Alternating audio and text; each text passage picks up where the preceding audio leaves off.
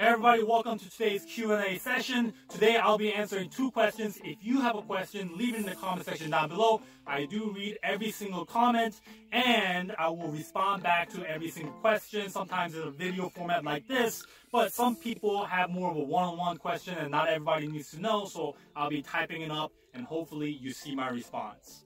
So the first question comes from Instagram. Somebody asked me, hey, what are some of the things that I can do now to prepare myself for the military? So let me share with you 3 things that you should have.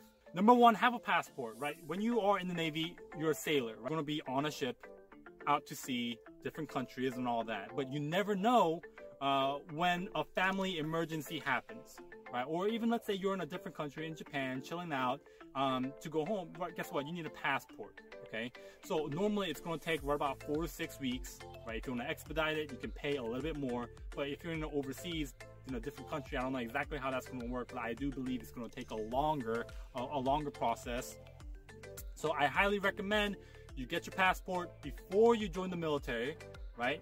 So after you go to boot camp, go to A school, go to your ultimate command, you have your passport with you. You know, make sure your parents ship it out to you in A school. Number 2, have a bank account and make sure it makes sense to you. I live in Pennsylvania. Where I live, Navy Fed does not exist. I have never heard of Navy Fed until I joined the military, right? So let's say I never had a banking account, right? And I joined the military and I get this Navy Fed and I go back home and I need to resolve some issues, right? And no, not even that.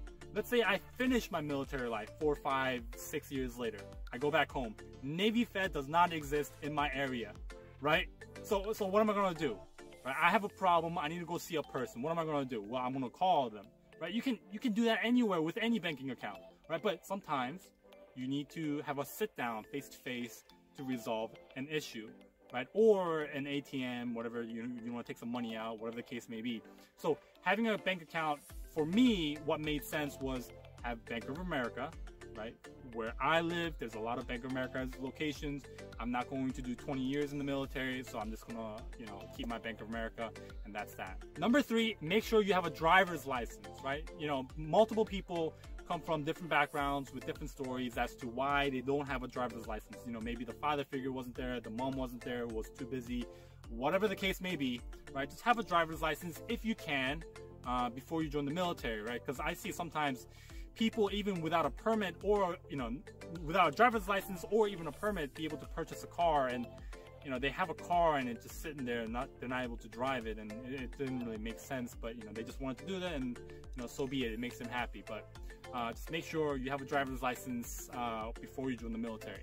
So the second question comes from a combination of 3 different people: Abel, Ro, and Alfred. So in one of my videos, I was saying, hey, it's not the Navy's fault, it's the people in the Navy screwing each other over that gave me a bad taste of what the military is. So they asked me to explain or elaborate on that. So imagine with me, right, this room is a sound room. Right in front of me is a piano. This room was designed for people to play instruments, and it keeps the noise in and it prevents the noise from being too loud on the outside, okay? And not too long ago, about 2 weeks ago, I noticed these rooms started to be locked, right? And you need an employee to walk with you here, open it up, and then to let, they're gonna let you in. And I asked, hey, why did you guys start changing this? Why are you guys start locking this? And they said, well, people have been stealing stuff, trashing the rooms, doing inappropriate stuff, couples, and just using it for not what it was meant to be used as, okay? And if I dare, I'd like to make that comparison with the military, with the Navy in specific. This room is the Navy, right? It was designed for a specific purpose. It's, it's got set rules and set things for it. But like I said, what ruins this room is other people coming in and abusing it or using it in a way it was not supposed to be used. And you have a lot of those cases you will experience when you are in the military. To give you specific examples from my own personal experience, favoritism.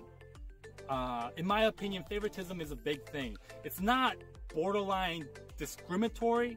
From what I saw, it's more of people who have been in for a very long time, looking at somebody and saying, hey, you remind me of, myself when I was young, right? So even though you are messing up on a lot of stuff, you are deliberately being a delinquent, right? You are deliberately being a bad sailor, not doing what you're supposed to do. I'm going to shield you. I'm going to protect you. And hopefully you realize, hopefully I can help you by protecting you, right? And I personally don't agree with that. I've seen so many people do the wrong things and they get sheltered.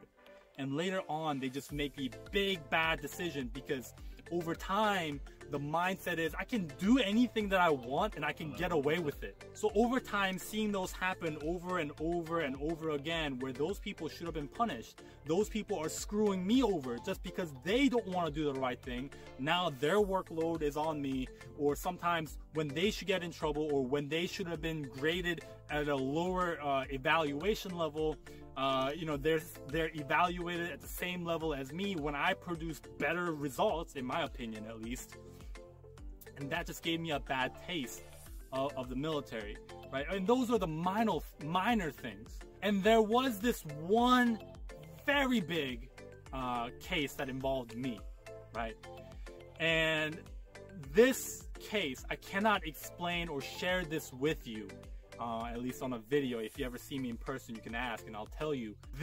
Something happened to me that should not have happened. And the people in the military absolutely failed here. And at that moment, I said, you know what? You guys are actually going to go through with this. Even though I proved you guys wrong, you guys are actually going to be so stubborn that you guys are going to deny my right. I said, you know what? You guys do what you want.